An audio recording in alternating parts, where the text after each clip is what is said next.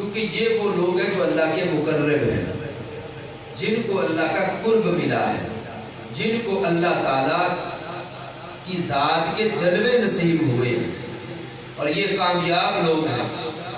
ہمیں حکم دیا جائے کہ جس رستے پہ یہ چلے ہیں اور دربار خدا بندی تک پہنچے ہیں، تم بھی چلو گے تو اللہ کی ذات تک پہنچ جاؤ گے، تم بھی اللہ کے مقرب بندے بنو گے، کیونکہ اللہ کے اولیاء اور ولیوں کی تعلیمات پر عمل جو ہمارا موضوع ہے، ان میں سے بالخصوص حضرت غوث پاک رضی اللہ عنہ کی تعلیمات، یہ وہ نفوس قدسیہ ہیں جنہوں نے اپنی ساری زندگی شریعت مطہرہ پر عمل کرتے گزاری۔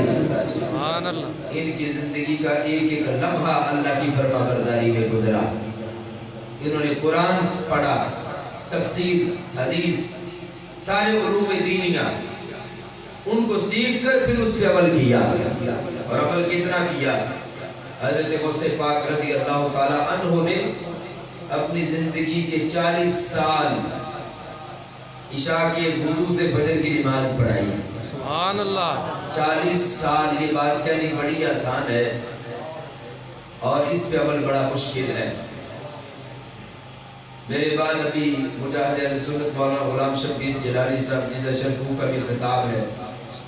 آج سے محفل تھوڑی سی لیٹ ہو جائے تو ہمیں پریشانی سے ہونی شروع ہو جاتی ہے کہ اتنی لمبی محفل ہو گئی، اور اگر کوئی 6 ماہ کے بعد لیلۃ القدر، لیلۃ المعراج یا کسی مقدس رات میں ہمیں 6 ماہ یا سال بعد جاگنا پڑ جائے کبھی کسی مقدس رات میں، تو جب 12 بجے کے بعد کا ٹائم شروع ہوتا ہے تو ہم سب کو نیند کے جھٹکے آنے شروع ہو جاتے ہیں۔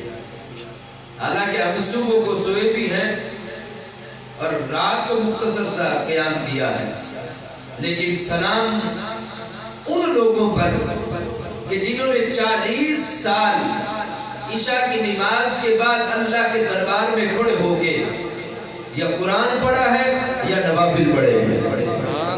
40 سال، اور آپ خود فرماتے ہیں کہ ان میں 15 سال میرے ایسے گزرے ہیں۔ اخبار الاخیار میں شیخ عبدالحق محدث دہلوی رحمت اللہ علیہ نے لکھا، آپ فرماتے ہیں 15 سال ایسے گزرے کہ میں نماز عشاء پڑھ کے ایک ٹانگ پہ کھڑا ہو جاتا اور دوسرے ہاتھ سے میں کیل کو پکڑ لیتا، اور کہتے ہیں میں الحمد سے شروع کرتا اور فجر سے پہلے بند ناسک پورا قرآن ایک ٹانگ پہ کھڑے پڑ جاتا۔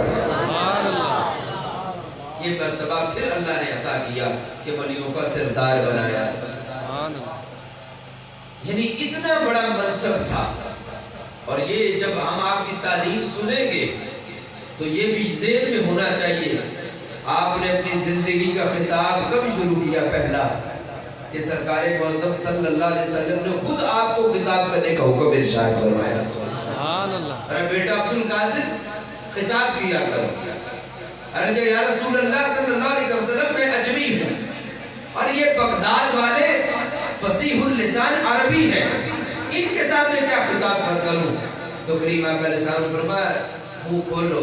آپ نے منہ کھولا تو سرکار نے 7 مرتبہ اپنا لعاب دہن حضرت غوث پاک رضی اللہ عنہ کے منہ میں داخل فرما دیا۔ پھر اس کے بعد حضرت مولا علی رضی اللہ عنہ تشریف لائے، آپ نے بھی کہا بیٹا عبد القادر خطاب کیا کرو۔ ارگی ابا جی میں اجمی ہوں، یہ بغداد والے عربی ہیں، کیونکہ آپ کا تعلق ایران کے علاقے سے تھا، جیلان سے۔ تو حضرت مولا علی رضی اللہ عنہ نے فرمایا منہ کھولو، آپ نے کھولا، آپ نے 6 مرتبہ اپنا لعاب غوث پاک کے منہ میں داخل فرمایا۔ عرض کیا کہ آپ نے 7 مکمل کیوں نہیں کیے؟ تو مولا علی رضی اللہ عنہ نے فرمایا کہ میں نبی علیہ السلام کی برابری نہیں کر سکتا۔ حضرت مولا علی رضی اللہ عنہ مولا علی ہو، تاجدار حل عطا ہو، مشکل کشا ہو، سرکار کے داماد ہو، نبی علیہ السلام کے چچا زاد بھائی ہو، سرکار کے منظور نظر ہو، اور آیات قرآن ان کی شان میں نازل ہوئی ہو، اس کے باوجود کہیں کہ میں نبی علیہ السلام کی برابری کر سکتا نہیں ہوں۔ اور 1500 سال بعد، 1400 سال بعد جاہل مولوی پیدا ہو، بد عقیدہ ہو، وہ کہے کہ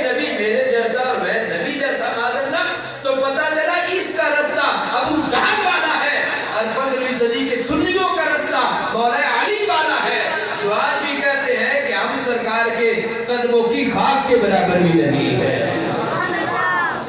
اس بنیاد پر یہ ہمارا عقیدہ ہے۔ اب یہ غوث پاک رضی اللہ عنہ نے جب خطاب شروع کیا تو آپ خود سمجھ سکتے ہیں پھر کیسے کیسے کلمات آپ کی زبان سے جاری ہو کہ آج بھی 15ویں صدی میں بھی لوگ آپ کی تعلیمات سے رہنمائی لے رہے ہیں۔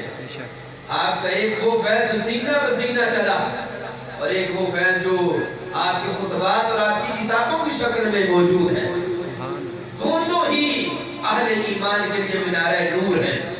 اب اس کا صرف آپ کے خطبات میں یہ فتوح الغیب، اس میں صرف پہلا خطبہ آپ کا اس کا ایک جملہ صرف عرض کروں گا، یقین جانیے اگر غور کریں تو اس ایک جملے میں ہی ہمارا سارا نصاب بندگی موجود ہے اور نصاب زندگی موجود ہے کہ اللہ کی بندگی کیسے کرنی، زندگی بسر کیسے کرنی۔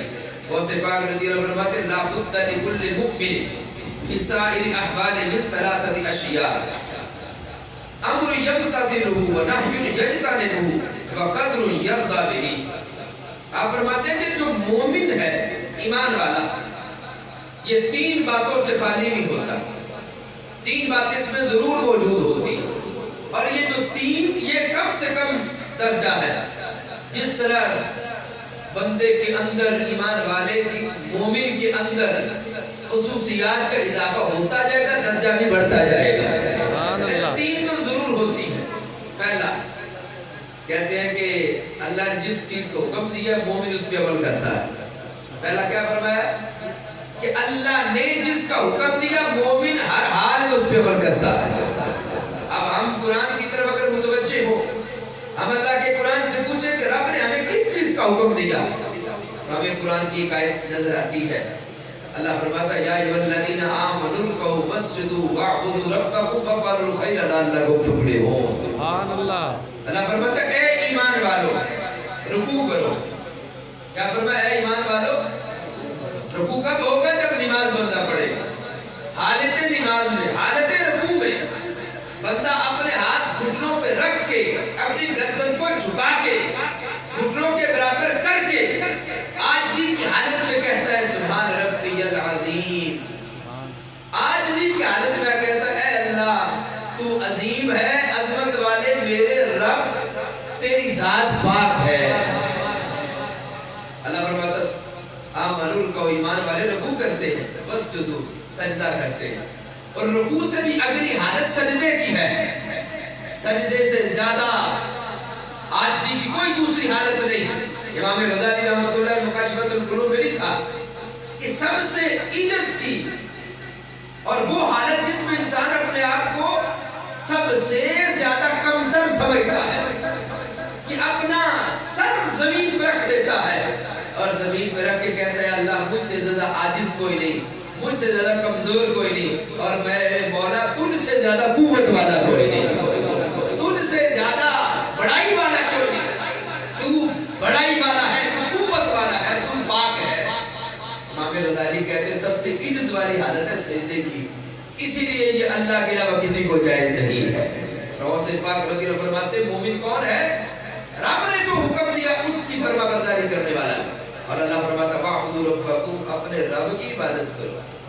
یہ کرو گے تو ملے گا کیا؟ وَافْعَلُوا الْخَيْرَ، خیر ملے گی، سبحان اللہ، خیر ملے گی، لَعَلَّكُمْ تُفْلِحُونَ، تاکہ تم فلاح پا جاؤ۔ اس کے بعد دوسرے مقام پر رب ذوالجلال فرماتا ہے یا ایھا الذین آمنوا اطیعوا اللہ واطیعوا الرسول لعلکم ترحمون۔ اے ایمان والو فرما برداری کرو اللہ کی، اور فرما برداری کرو اللہ کے رسول علیہ السلام کی۔ کیوں؟ تاکہ تم پہ رحم کیا جائے۔ ہم میں سے ہر بندہ چاہتا ہے کہ دنیا میں بھی رحم ہو، دنیا میں بندے پر اللہ کا رحم ہوگا، عزت محفوظ رہے گی، مال محفوظ رہے گا، ایمان محفوظ رہے گا، نیک اعمال محفوظ رہیں گے۔ اللہ فرماتا ہے یہ کب تم پہ رحم کیا جائے گا؟ جب تم اپنا قبلہ درست کرو گے اور اللہ اس کے رسول صلی اللہ علیہ وسلم کی اطاعت کرو گے تو رب کی رحمت نازل ہونا شروع ہو جائے گی۔ سبحان اللہ۔ اور غوث پاک فرماتے ہیں مومن کون ہے؟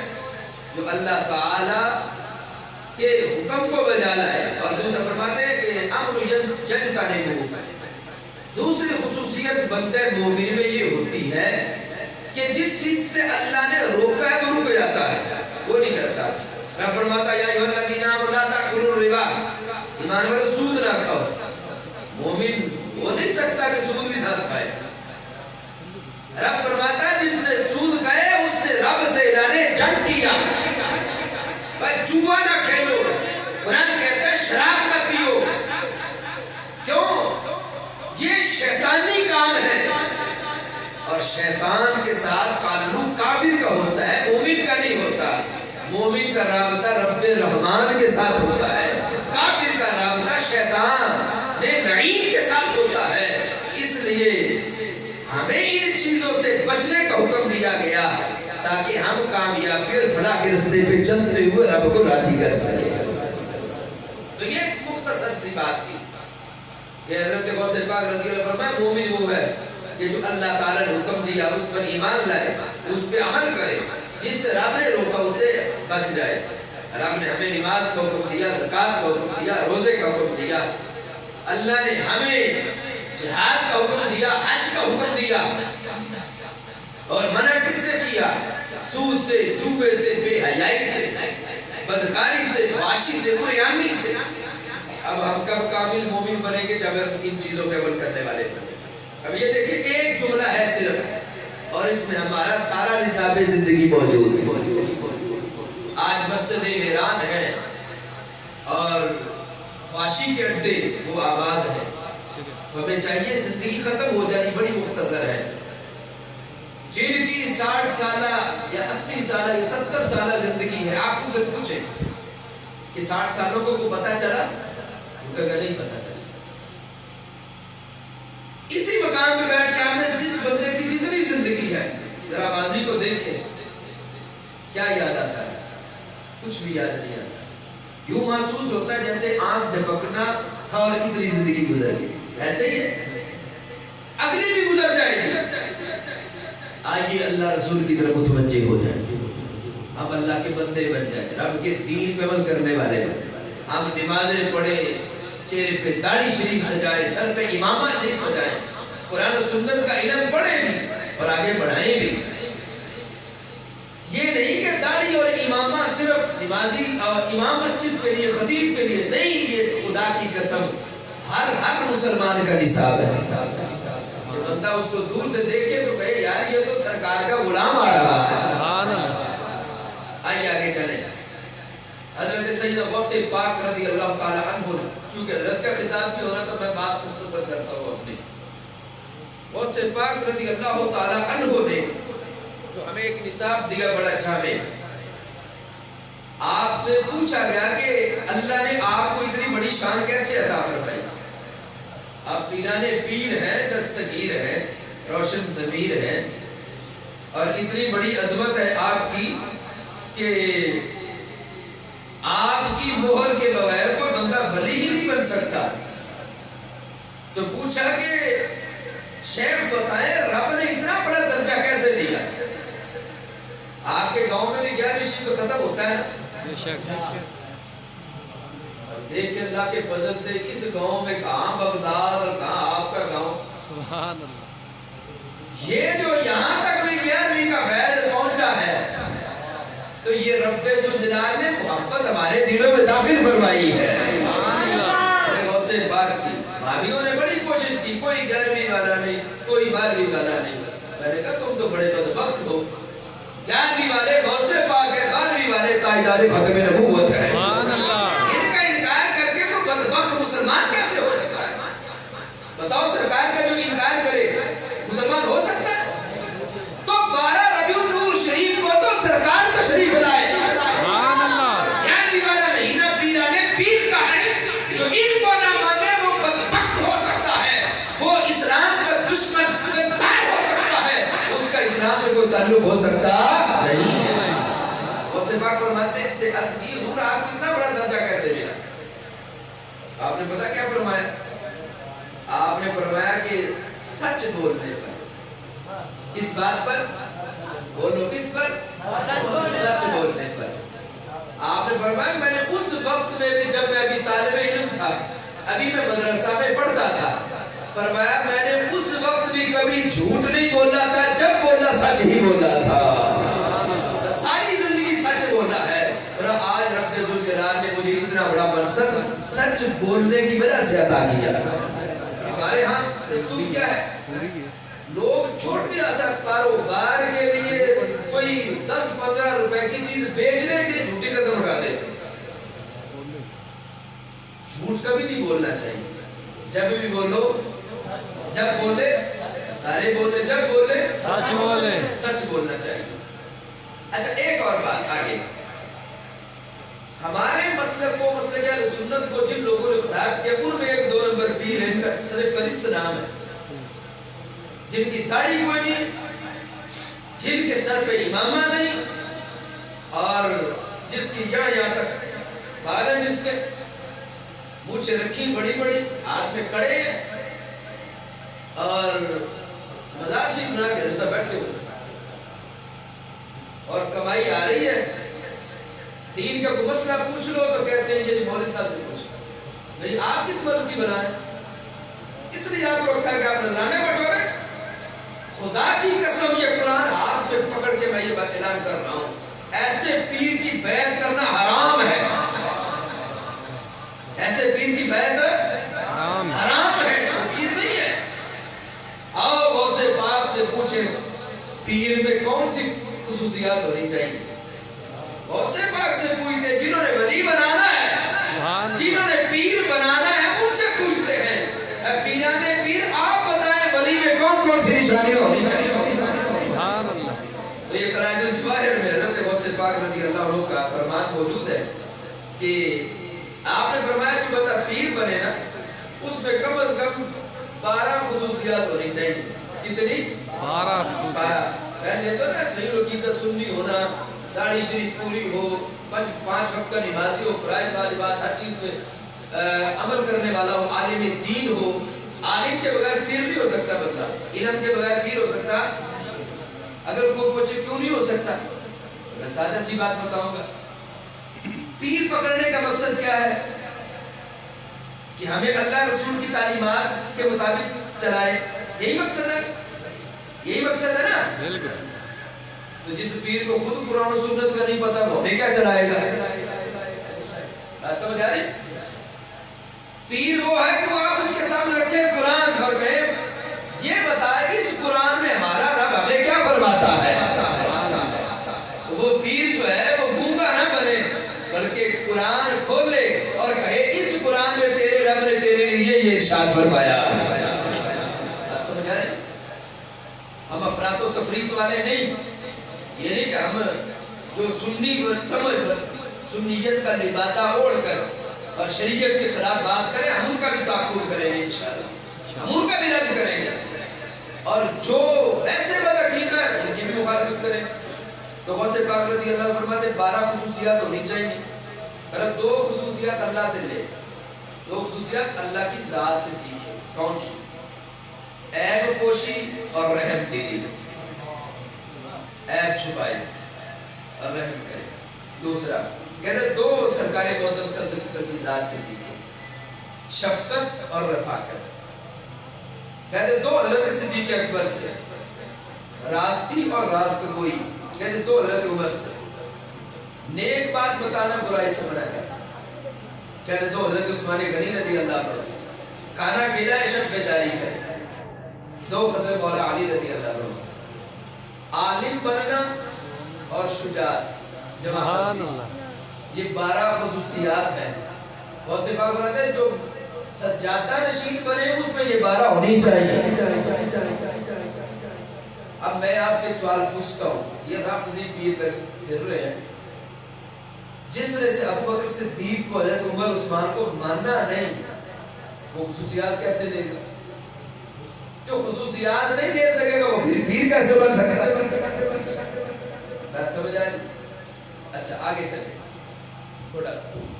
حضرت غوث پاک رضی اللہ تعالی عنہ نے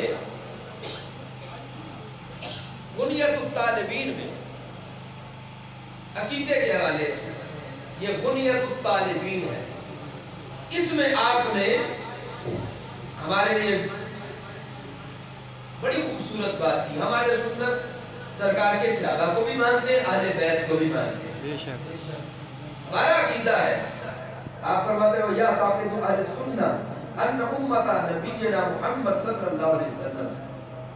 ہم اہل سنت کا یہ عقیدہ ہے کہ سرکار کی امت ساری امتوں سے افضل ہے. سبحان اللہ. نبی علیہ السلام کی امت ساری امتوں سے افضل ہے. آدم علیہ السلام سے لے کر عیسیٰ علیہ السلام تک جتنی انبیاء اکرام علیہ السلام کی امتیں تھیں, ان تمام امتوں میں سب سے افضل امت نبی پاک صلی اللہ علیہ وسلم کی ہے. اور پھر فرماتے ہیں کہ سرکار کی امت میں, نبی علیہ السلام کی امت میں, کہتے سب سے افضل وہ لوگ ہیں جنہوں نے حالت ظاہری میں, حالت ایمان میں ان آنکھوں سے سرکار کا دیدار کیا ہے. سبحان اللہ.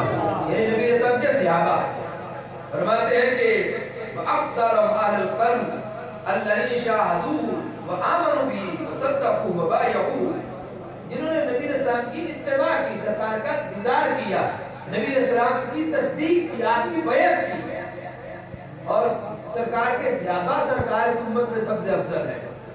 1,24,000 1,40,000 جتنے بھی. پھر فرماتے سرکار کے صحابہ میں, یہ بات آپ نے بالکل یاد رکھنی عقیدے کی, سرکار کے صحابہ میں بیعت رضوان والے 1400 صحابہ افضل ہیں, جنہوں نے حدیبیہ کے مقام پر موجود تھے, وہ افضل. اور کہتے ان 1400 میں 313 بدر والے افضل. سبحان اللہ. اور کہتے ہیں 313 بدر والوں میں سے وہ 40 صحابہ افضل کہ جن کو قرآن سابقون الاولون کہا, کہ جن کی تعداد حضرت فاروق اعظم رضی اللہ عنہ پر مکمل ہوئی. فرماتے ہیں ان 40 میں وہ 10 صحابہ افضل جن کو دنیا میں سرکار جنت کی خوشخبری عطا کی. سبحان اللہ. اور کہ ابو بکر جنتی, عمر جنتی, عثمان جنتی, علی جنتی, طلحہ جنتی, زبیر جنتی, سعد جنتی, سعید جنتی, عبد الرحمن بن عوف جنتی ہے, اور ابو عبیدہ بن جراح جنتی. سبحان اللہ. 10 صحابہ کو سرکار جنت کی خوشخبری دی, اور کہا یہ جنتی ہے, دنیا میں جنت دے دی. اور نجدی کہتا ہے کہ نبی ایک تنکے کا مالک نہیں, معاذ اللہ, نبی کچھ نہیں دے سکتا. میں نے کہا پتہ نہیں تم نے کس کا کلمہ پڑھا, ہم نے جس محبوب کا کلمہ پڑھا ہے وہ منبر پہ کھڑے ہوں تو 10 کو دنیا میں ہی جنت عطا فرما دیتے ہیں. سبحان اللہ. اسے صحیح. اور حضرت غوث پاک فرماتے ہیں ان 10 میں 4 یار افضل ہیں. سبحان اللہ. 4 یار. هؤلاء العشرة الابرار الخلفاء الراشدون, ان 10 میں 4 یار افضل ہیں. اور 4 یاروں میں فرمایا وَأَفْضَلُ, فرمایا ان میں ابو بکر ثم عمر ثم عثمان ثم علی. ان 4 یاروں میں پہلا نمبر فضیلت میں حضرت ابو بکر کا ہے, دوسرا حضرت عمر کا ہے, تیسرا حضرت عثمان کا ہے, چوتھا حیدر کرار کا ہے. یہ ہے ترتیب فضیلت کہ اس امت میں سب سے افضل صحابہ میں بیعت رضوان والے, ان میں بدر والے, ان میں 40 صادقون اولون والے, ان میں اشرا مبشرہ, ان میں 4 یار, اور ان میں افضل درجہ حضرت صدیق اکبر رضی اللہ تعالیٰ عنہ کا ہے. افضل البشر بعد الانبیاء بالتحقیق ابو بکر صدیق رضی اللہ تعالیٰ عنہ. یہی ہمارا عقیدہ ہے, یہی ہمارا ایمان ہے, اور یہی 1400 سالہ امت نے صحابہ سے, انہوں تابعین سے, پھر تبع تابعین, اور پھر چلتے چلتے آج ہم تک یہی عقیدہ پہنچ چکا ہے. پھر یہ ہے کہ سرکار معظم صلی اللہ علیہ وسلم نے فرمایا ستفترق امتی الی 73 فرقہ کلہم فی النار الا ملۃ واحدہ. سرکار نے فرمایا میری امت کے 73 فرقے بنیں گے, 72 جہنمی, ایک سچا ہے, ایک جنتی ہے. آج جاہلوں کے پیچھے لگ کے ادھر ادھر نہیں بھٹکنا چاہیے, وہ جو سرکار نے دین بتا اسی پہ عمل کرنا چاہیے. کون جنتی ہے غوث پاک سے پوچھ رہے تھے, اور اگر کسی کو اس جملے پر اعتراض ہو ہم ان سے بڑے ادب سے کہیں گے آپ ایسا کریں, جس زمانے میں غوث پاک رضی اللہ یہ لکھ رہے تھے, آپ اس زمانے میں اپنا کو بندہ لا کے ہمیں دکھا دیں. میں تمہارا کوئی تھا؟ یقیناً غوث پاک کے دور میں ان کو اپنا ایک بندہ بھی نہیں ملا، اور ہمارے آئمہ اس وقت بھی کروڑوں لاکھوں موجود تھے۔ سبحان اللہ۔ غوث پاک فرمایا وَأَمَّا الْفِرْقَةُ النَّاجِيَةُ فَهِيَ أَهْلُ السُّنَّةِ وَالْجَمَاعَةِ۔ سبحان اللہ۔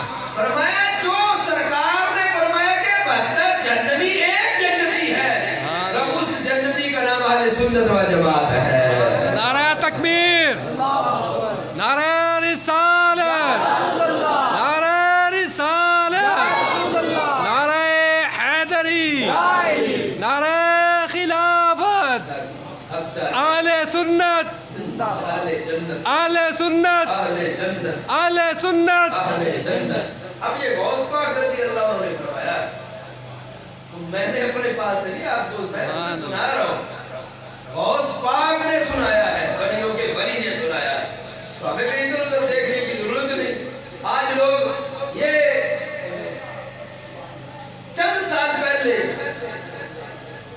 1886 میں کس تاریخ میں بولیے سارے 1886 میں، بچوں میں ادھر پیارے بھائی ان سے بولیے توجہ میری طرف،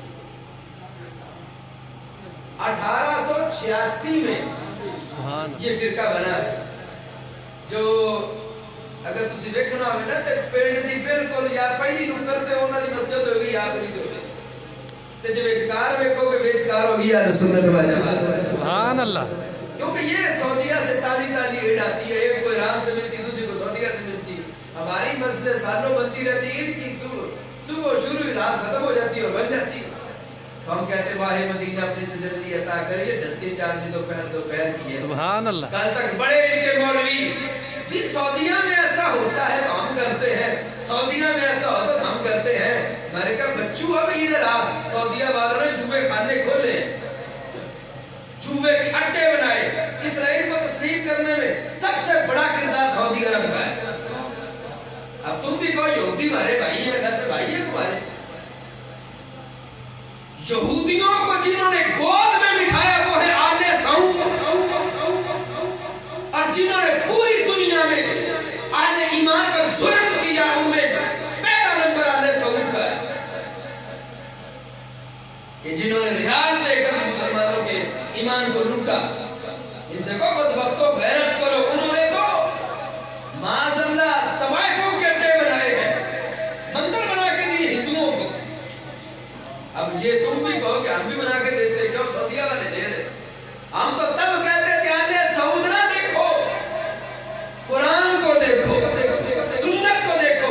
ہم کہتے تھے مکہ مدینہ کی بات کرو، اور یہ بھاگ کے جاتے تھے سعود والوں کے پاس۔ انہوں نے کہا سعود والے تو یہود کی گود میں گر گئے، انہوں نے تو یہودیوں کو تسلیم کر لیا، انہوں نے حجاب پر پابندیاں اٹھا دی، ٹرمپ کو بلایا انہوں نے حرم میں، یہاں تک کہ امریکی فوج سے حج کی سیکورٹی انہوں نے کرائی بدبختوں نے۔ سرکار نے فرمایا تھا یہود و نصارہ کو جزیرہ عرب سے نکال دو، اور انہوں نے فلسطین پر مسلط کیا یہود۔ آج بھی 5 لاکھ فوج امریکہ کی سعودی عرب میں بیٹھی ہے۔ اگر کوئی بھائی ان کی طرف سے آیا تو میں بڑے پیار سے کہوں گا کلمہ مولویوں کا نہیں پڑھا، کلمہ سرکار کا پڑھا۔ ایک سوال ضرور جا کے ان سے کرو، ایاک نعبد و ایاک نستعین کی آیت پڑھ کے غوث پاک سے دور کرتے ہو تو بدبختو ان 5 لاکھ امریکیوں کو تو نکالو وہاں سے۔ مجھے آپ ایمان سے بتائیں، آپ کو غوث پاک اللہ کے قریب کریں گے یا امریکی فوج کریں گے؟ بولو غوث پاک غوث پاک کریں۔ انہوں نے غوث پاک سے دور کیا اور امریکیوں کے قریب کیا، یہودیوں کے قریب کیا۔ اللہ کا فضل ہے، ہم وہ ہیں جن کے قبلے آج بھی صحیح سمت کی جانب مدینہ منورہ کی طرف ہے۔ سبحان اللہ۔ اب بات ختم کریں، آخری بات، آپ یہ حضرت غوث پاک رضی اللہ عنہ بہجت الاسرار میں ارشاد فرمایا، یہ بھی آپ کی کتاب، آپ کے مناقب پر لکھی